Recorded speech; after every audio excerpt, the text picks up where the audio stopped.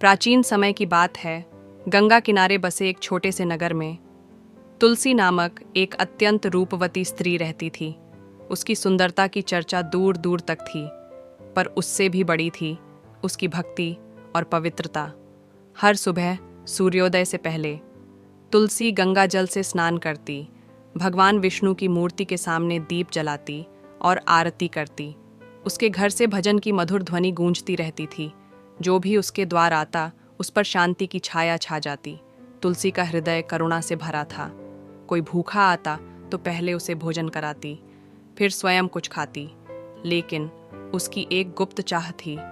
वह भगवान नारायण को व्यक्तिगत रूप से देखना चाहती थी।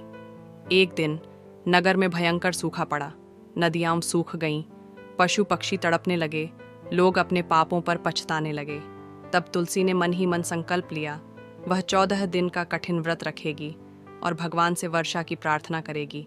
उसने अन्न, फल सब त्याग दिया और केवल ध्यान में लीन हो गई।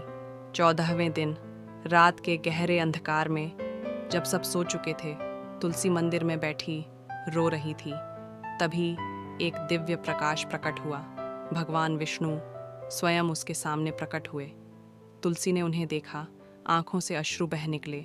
भगवान बोले, तुलसी, तुम्हारी भक्ति ने आकाश पाताल को छू लिया है।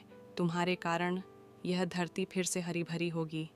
अगली सुबह वर्षा होने लगी, फसलें लहलहाने लगीं, गांव फिर से जीवंत हो गया।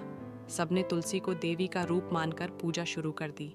भगवान विष्णु ने आशीर्वाद दिया, भविष्य में तुम एक पवित्र पौधे के रूप में समस्त हिंदू घरों में पूजी जाओगी। इस प्रकार तुलसी स्वर्गलोक चली गईं और धरती पर तुलसी के रूप में अमर हो गईं। आज भी जब हम तुलसी जी का पूजन करते हैं तो वो उसी दिव्य स्त्री की भक्ति और शुद्धता का प्रतीक है, जिसने अपनी तपस्या से भगवान को साक्षात रूप में देखा। AUM नमो नारायणाय, जय तुलसी माता। अगर आपको इस तरह की हिंदू धर्म से जुड़ी कहानियाँ पसंद आती हैं, तो कृपया चैनल को लाइक और सब्सक्राइब कर लें।